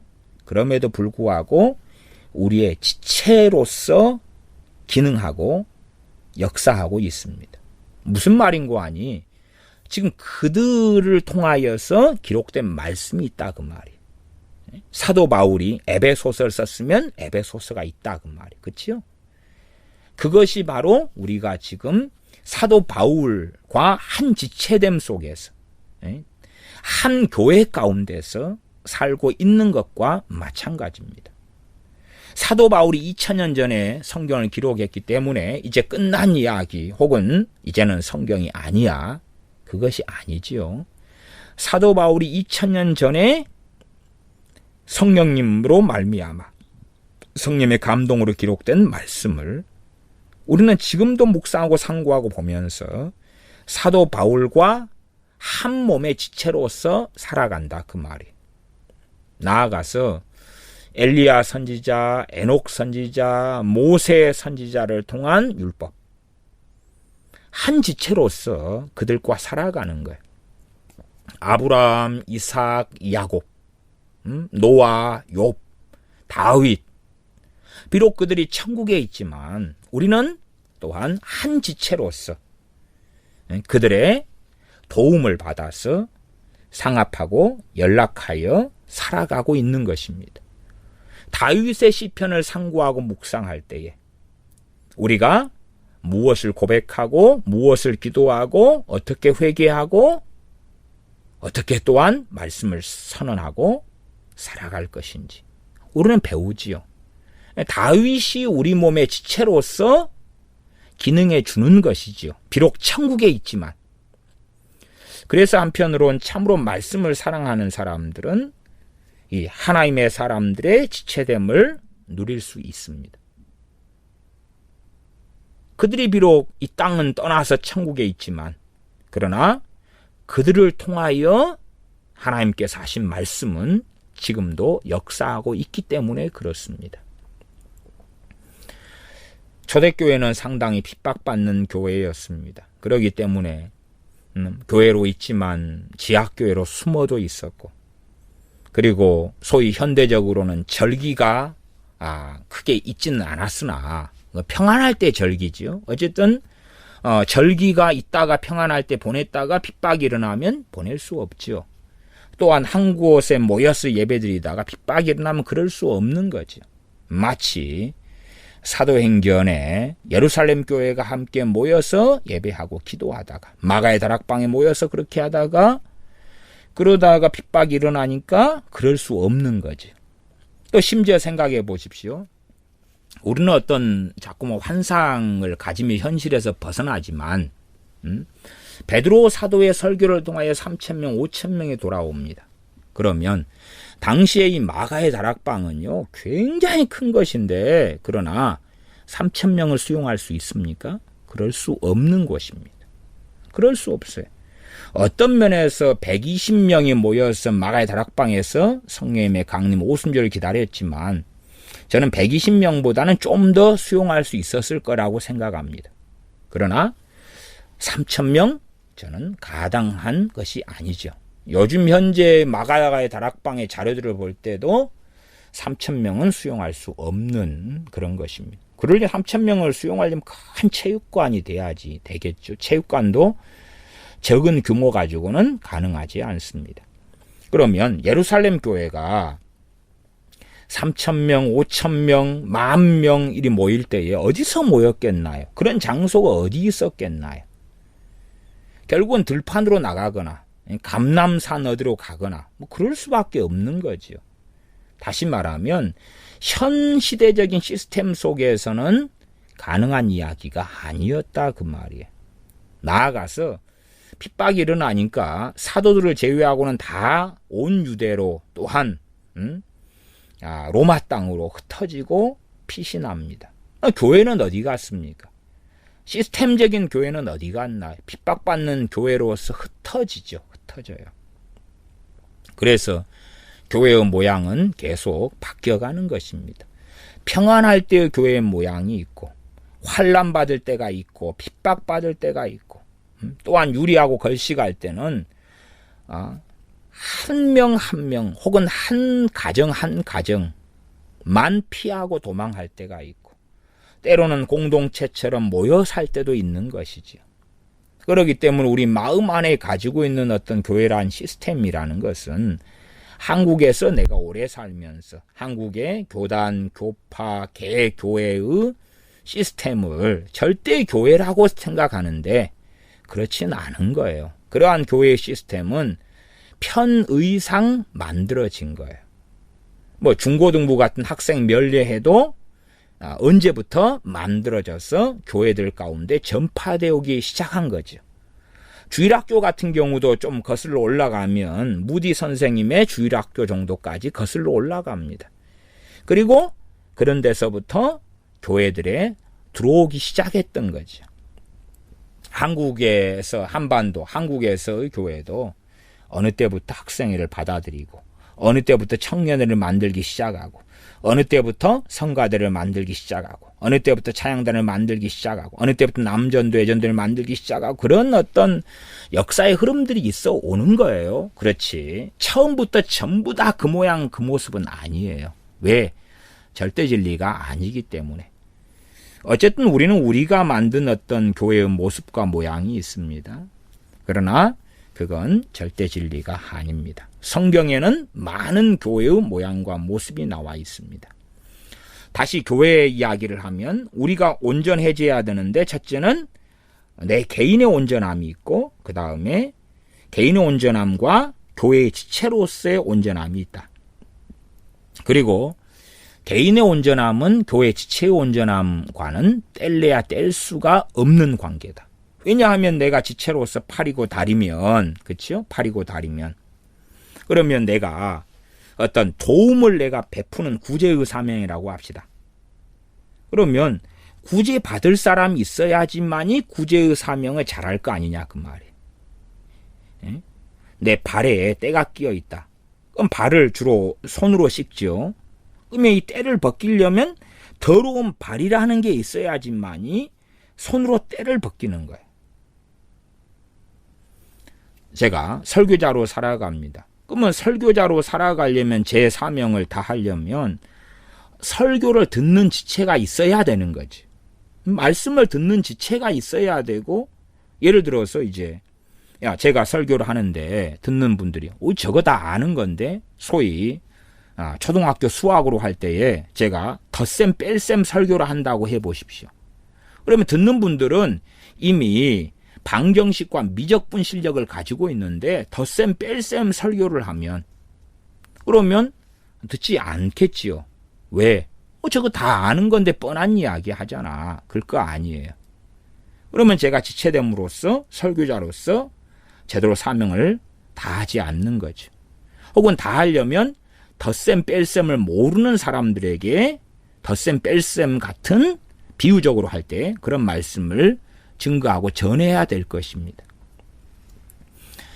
설교자로 사명을 다하려면 설교 말씀을 들을 사람이 있어야 되고, 가르치는 자 교사로서 사명을 하려면 가르침 받을 사람이 있어야 되고, 반면에 또한 그들이 구제하려면 구제 받을 사람이 있어야 되고, 섬기려면 섬김 받을 사람이 있어야 되고, 교회의 중심에서는 누굽니까? 같이 형제들이죠. 구제의 대상도 세상 사람들이 1순위가 아니라 그리스도 안에서 형제입니다. 그래서 나를 믿는 이 소자 중에 하나에게라도 떠준 물 한 그릇에 대하여 그 상을 잃지 아니하리라. 우리 주님을 믿는 사람들에게 하는 구제와 하는 봉사와 섬김과 그것이 가장 본질적이며 핵심이며 중심이 되어집니다. 세상 사람도 구제하려면 가장 좋은 방법은 그들이 주 예수님의 사람이 되도록 복음을 증거하고, 그리고 교회의 지체가 되어지고 그 다음에 형제일 때에 구제하는 것은 최상의 모습과 모양이 될 것입니다. 그래서 우리는 때로는 나 홀로 광야에 핍박의 시대에 도망갈 수도 있어요. 그러나 우리는 그런다 해서 교회에서 벗어나는 건 아니에요. 우리가 제대로 알고 있다면, 그렇죠? 알고 있다면. 왜냐하면 우리의 지체의 구성원들은 단지 내가 몸담고 있는 이 개교회가 아니기 때문에 그래요. 내가 몸담고 있는 개교회만이 아니기 때문에 그 말이에요. 우리는 지금 구성하고 있는 구성원에서 첫째는 교회잖아요. 몸이잖아요. 첫째는 우리의 머리가 주 예수 그리스도라는 사실이에요. 우리가 머리가 예수님이에요. 그러면 온전케 되려면 머리가 없는 온전함은 있나요? 없나요? 없죠. 사람이 머리가 없는 사람이면 죽은 사람이죠. 죽은 사람이. 다시 말하면 머리 대신 주님 의지하지 않고는 온전케 될 수 없다는 것은 너무나 명확하죠. 주로 사람 육신으로 한다면 머리에서 명령을 하지요. 머리에서 손을 어떻게 움직일지 머리에서 생각을 해가지고 명령하고 작용하고 그렇게 해서 움직이고 몸이 기능하는 것입니다. 요리할 때 되면 떡볶이를 만든다. 머리에서 이제 어떻게 만들까를 생각하고 그에 따라서 손발이 움직이죠. 그렇게 해서 요리를 만드는 것이에요. 그렇기 때문에 온전함의 가장 첫 번째는 심지어 광야에 내가 홀로 가서 내가 주님 앞에 서서 온전케 된다 그래도 머리 대신 주님이 아니고서는 결코 온전케 될 수 없다는 사실입니다. 에베소서 4장의 말씀을 좀 보겠습니다. 에베소서 4장입니다. 에베소서 4장 15절, 16절입니다. 에베소서 4장 15절, 16절. 온전케 되는 핵심은 주님입니다. 주님이죠. 내가 주님 의지하고 주님께서 내 머리시냐? 아니면 내 판단, 내 생각, 내 지혜, 그리고 내가 주인된 삶을 살아가느냐? 내 판단, 내 감정, 내 지혜로 사느냐? 에베소서 4장 15절 오직 사랑 안에서 참된 것을 하여 범사에 그에게까지 자랄지라. 그는 머리니 곧 그리스도라. 그러니까 주님에게까지 범사의 모든 일에서 자라가야 한다. 그러면서 에베소서 4장 15절은 그는 머리다 말씀합니다. 그는 머리다. 곧 그리스도라. 그리스도시라. 우리 주님이 머리시다. 그러면 머리 없이 어떻게 사람의 몸에 온전함이 있을 수 있습니까? 내 몸이 온전하다, 그러면 건강하다, 그렇게 말할 수 있죠. 그런데 주님이 머리다, 그 말이에요. 내가 머리가 아니다, 그 말. 우리 사람 몸은 내가 머리를 가지고 있잖아요. 그러나 교회로서 이야기하고 주님의 몸으로서 이야기하고 하나님께서 하나님의 온전하심처럼 너희도 온전하라, 완전하라 말씀하실 때는 우리 각 개인의 육체로 이야기하는 게 아니다, 그 말이죠. 그렇기 때문에 주님께서 머리시다. 가장 기본적인 이야기입니다. 주님이 머리시다. 그러면 머리의 명령에 복종치 않고 순종치 않고는 온전케 될 수가 없다. 또한 주님께서는 말씀하셔 오셨고 또한 성경에 주님의 말씀들이 기록되어 왔지요. 마지막 때에 그 아들을 통하여 말씀하셨고 나아가 아들 보내신 성령님을 통하여 말씀이 신약 성경들이 기록되어 왔습니다. 하나님의 말씀이 아니고서는 우리가 온전케 될 수 없다. 온전케 되려면 육신이 온전케 되려도 양식을 먹어야 되지요. 사람은 숨을 쉬어야 되고 음식을 먹어야 되지요. 그러면 우리가 이 영적인 사람이 온전케 되려면 머리가 주님이 되셔야 되고 나아가서 양식을 먹어야 되고 숨을 쉬어야 하겠지요. 계속 에베소서 4장 16절을 읽어보면 그에게서 온몸이 각 마디를 통하여 도움을 입음으로 온몸이 무엇으로 연결됐습니까? 온몸이란 이야기는 각 지체들을 이야기합니다. 각 지체들이 각 마디를 통하여 연결됐어요. 각 마디. 관절 이렇게 이야기하죠. 관절을 통하여 사람 몸이 형성된 것처럼 각 마디를 통하여 도움을 입음으로 연락하고 상합하여 각 지체의 분량대로 역사하여 그 몸을 자라게 하며 사랑 안에서 스스로 세우느니라. 그렇게 말씀해요. 나아가서 에베소서 4장 11절로 올라가면 그가 혹은 사도로 혹은 선지자로 혹은 복음 전하는 자로 혹은 목사와 교사로 주셨으니 이는 성도로 온전케 하며 온전히 나와 있죠. 우리를 온전케 하려고. 그래서 이제 신사도 운동가들은 봐봐라 우리가 사도다 우리가 선지자다 우리가 있어야지만이 너희가 온전케 된다 그렇게 주장하죠. 그러나 그렇게 이해하면 곤란합니다. 그것이 아니라 여기서의 기본 사도는 그래 무엇이라고 말해도 지금 우리를 온전케 하는 사도와 선지자는 누구예요? 성경의 사도와 선지자입니다. 왜요? 무엇을 통해서요? 말씀을 통해서.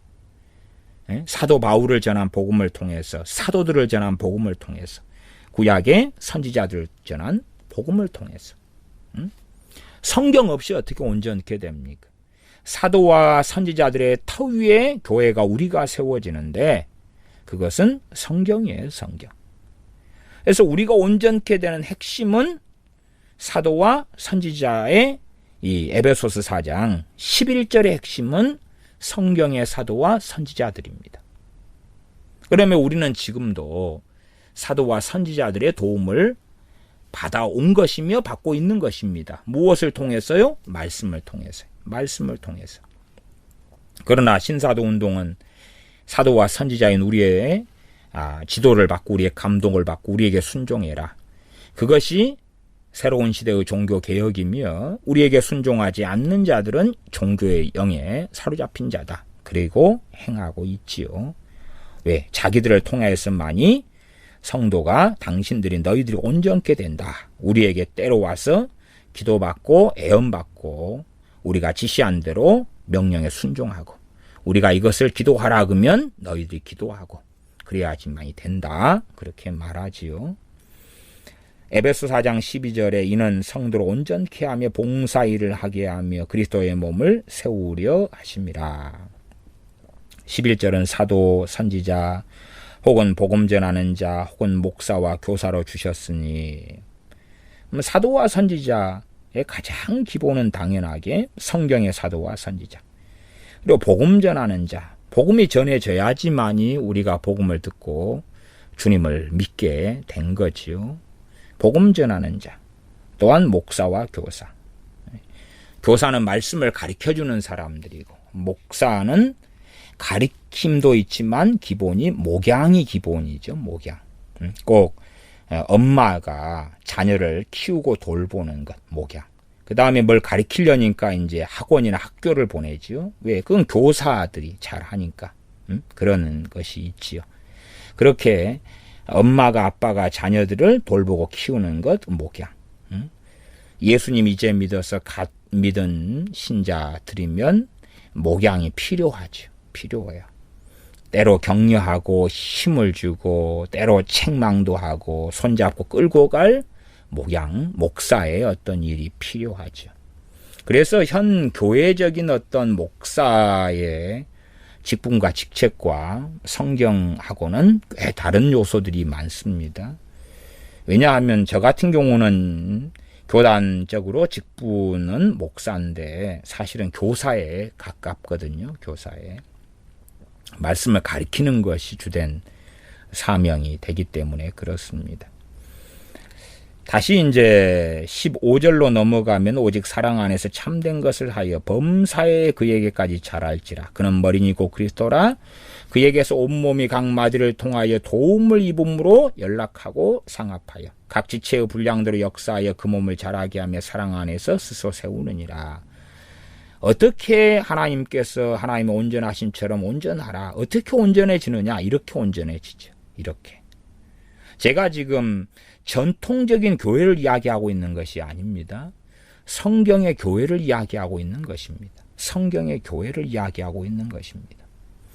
성경을 잘 생각해 보십시오. 어떨 때는 광야의 교회 같은 모양이 있고 어떨 때는 엘리야 선지자 같은 경우는 나만 남았다 그러죠. 나만 남았다. 그러한 어떤 1인 교회 같은 모양도 있어요. 때로 슬프고 탄식스러운 교회의 모양이 되기도 하지요. 심지어는 사대교회다. 그러면 사대교회에 흰옷 입은 몇 사람만 있어요. 그러면은 흰옷 입은 몇 사람이 죽어가는 회개해야 되는 사람들을 깨우려고 애를 쓰지요. 그러면 어쨌든 간에 이 죽어가는 사대교회의 대부분의 교인들은 그들은 지체의 구실을 못하고 있습니다.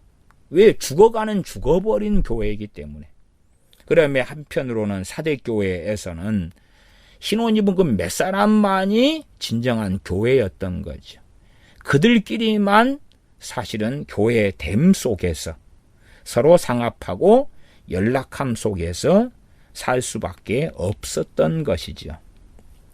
혹은 라오디게아 교회면 그 교회의 모습과 모양이 현대와 얼마나 달랐는가는 알 수 없으나 그러나 그 전반적으로 차지도 않고 덥지도 않은 그러한 교회가 되고야 말았죠.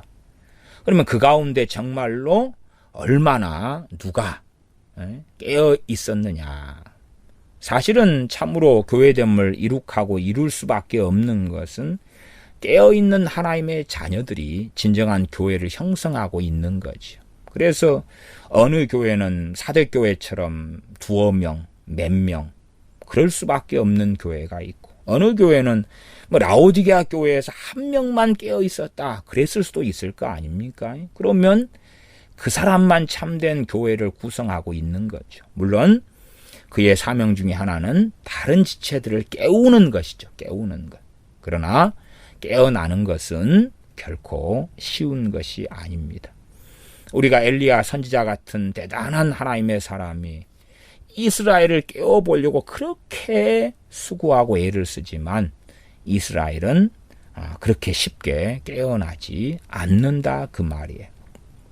마찬가지로 모세가 이스라엘 백성에 대해 말씀을 증거하고 하나님께 율법을 받고 말씀을 가리키고 하지만 그렇게 이스라엘 백성들이 쉽게 하나님에 대하여 올바른 신앙과 믿음으로 나오지 않더라 그 말입니다. 그래서 이 교회의 모양이란 어떤 면에서 이 시스템화된 교회라기보다도 그 속에서지만 참으로 주님을 사랑하며 주님을 머리로 삼는 사람들이 진짜 교회죠. 그리고 때로 그들이 한 명일 수 있고 몇 명일 수 있고 그들 사이에 상합하고 연락해서 각 지체의 분량대로 역사하여 그 몸을 자라게 합니다. 우리가 위암이 걸렸다고 해보십시다. 위암. 그러면 이 암세포가 위암 위에 있는 암이 우리의 지체가 되느냐? 그렇지 않지요. 왜? 그걸 방치해 두면 건강한 지체까지도 다 죽이게 되고 결국은 그 사람은 죽겠지요. 그렇기 때문에 그러한 암에 걸린 지체까지 우리의 형제와 지체가 되는 것은 아니다 그 말이에요. 나아가 그런 암에 걸린 지체를 암을 치료해야죠. 그러나 대부분의 암에 걸린 지체들은 내가 건강하고 온전하다 하는 미혹에 잡혀 있는 경우들이 아주 많습니다. 그래서 우리가 깨어있는 교인들이 지체의 분량대로 역사하는 거예요. 물론 우리가 깨어있지 않은 사람들에게 우리의 지체의 분량대로 역사할 수 있어요. 그러나 그들의 역사를 받는 건 어렵죠. 왜? 세속화되고 병들었기 때문에 그들이 우리에게 전달하는 건 누룩밖에 없다. 그럴 때는 그 지체의 분량이 역사를 받지는 못해요. 단지 우리가 흘려보내도록 애를 쓸 뿐이죠.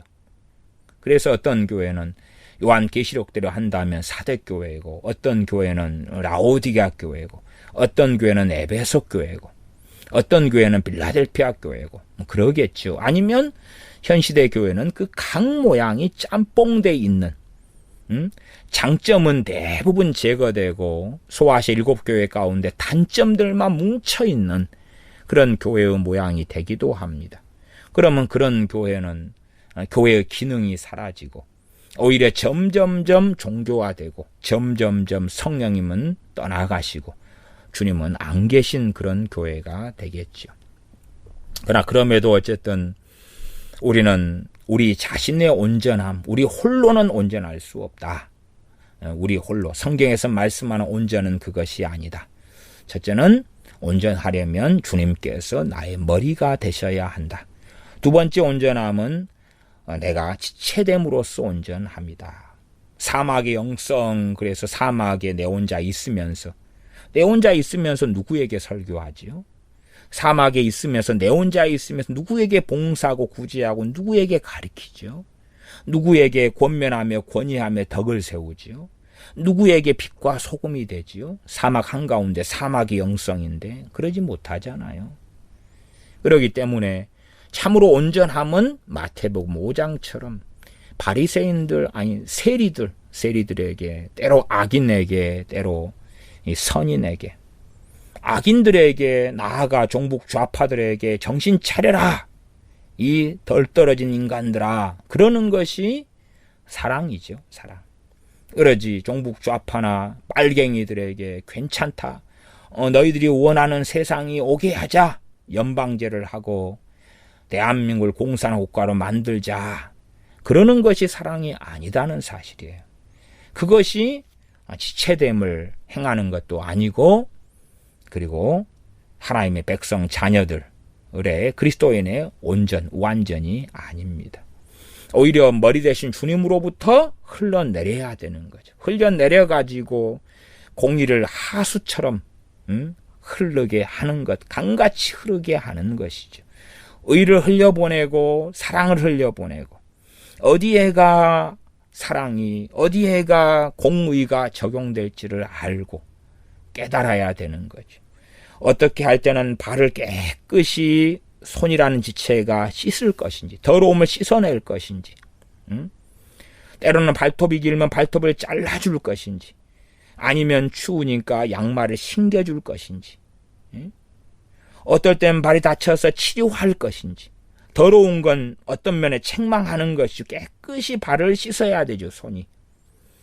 그런 지체됨 속에서 손이 온전케 되는 거죠. 왜? 손의 부르심을 다하는 것이 온전이지요. 그러지 나만 깨끗하면 돼, 나만 고상하면 돼, 그리고 가만히 있는 것이 온전이 아니라는 이야기죠. 그러나 상당히 현 시대의 교회 안에서 혹은 영성훈련 단체들에서 혹은 설교를 통해서 가르쳐지는 많은 온전이라는 것은 슈퍼맨, 원더 우먼 혹은 미국의 히어로 같이 나 홀로 온전, 나 홀로 위대한 사람, 나 홀로 높은 사람, 나 홀로 대단한 사람, 이 되는 온전이 가르쳐지고 사람들은 그러한 미혹 속에서 깊이 들어가고 헤매이는 것을 봅니다. 내가 하나님 임재 속에 들어가면 나는 금방 온전케 될 거야. 그래서 나는 머리가 되고 내가 사람들을 좌지우지하고 끌고 다니게 될 거야. 비성경적인 것입니다.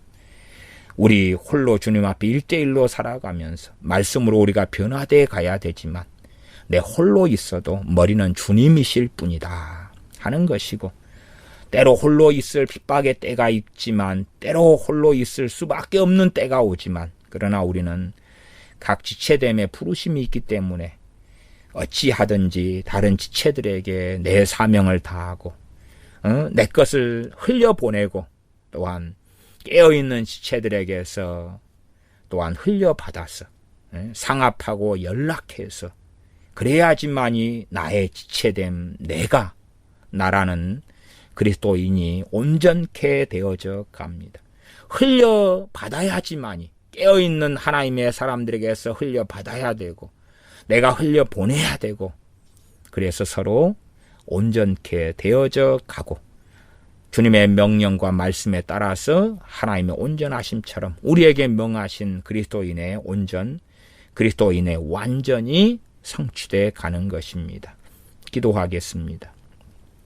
아버지 하나님, 우리가 높아지고자 하는 열망에 따라서, 헛된 야망과 헛된 욕망에 따라서 히어로처럼, 슈퍼맨처럼 나 홀로 우뚝 선 어떤 불교의 부디즘처럼, 도교의 도인처럼, 선인처럼 그렇게 마치 하나님이 되려는 야망을 가졌던 사탄 루시퍼처럼 그러한 잘못된 비성경적인 완전에 이르려는 헛된 야망에 들 때가 너무나 많고, 그러한 미혹에 빠질 때가 너무나 많습니다. 그러한 온전을 이루려고 부르심 받지 않아도 선교사가 되고 목사가 되는 일도 많고, 그러한 온전에 이를 것처럼 착각하여 신학 책들을 보며 신학 공부를 하는 사람도 많고, 그러한 온전에 이를 것처럼 착각하여 영성훈련을 받고 되지도 않았는데 된 것처럼 착각하는 일들이 많습니다. 우리가 주님께서 머리라는 사실을 한시도 잊지 아니하고 머리 대신 주님께 순종하며 복종하며 길을 걸어가서 주님의 온전하심에 이르도록 은혜를 주시옵소서. 또한 때로는 우리가 홀로 있으나, 그러나 기회가 된다면 깨어있는 하나님의 백성들과 상합하고 연락함으로 그 몸이 자라게 되고 우리가 그리스도인의 온전에 완전에 지체됨으로써 이르러 가는, 장성한 주님의 분량에 이르러 가는 그러한 우리가 되게 하여 주시옵소서. 우리 주 예수님의 이름으로 기도하옵나이다. 아멘.